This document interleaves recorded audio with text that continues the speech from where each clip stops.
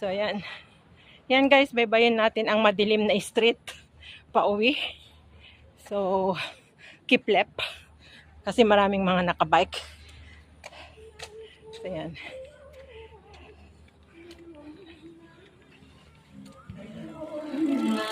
Malayo pa ang babalikan ko. Medyo late kasi ako na bumaba guys kasi nag-live nga ako. At naggayak pa. Di pa ako nagdi-dinner. Sige, ano na lang ako siguro. Kain ako ng isang banana saka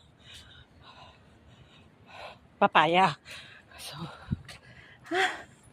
yan guys. Lakad ako na pauwi pero medyo malayo pa sa sa bahay.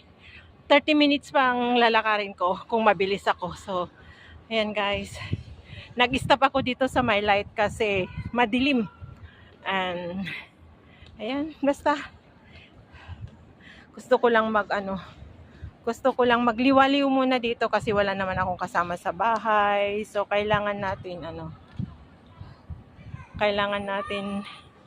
i-relax yung sarili. And shout out sa mga naka-live ngayon na hindi ko muna napasyalan. Andito ako sa labas guys, along the river side ng walking exercise dito sa amin. So ayan, uuwi na ako guys. Bye!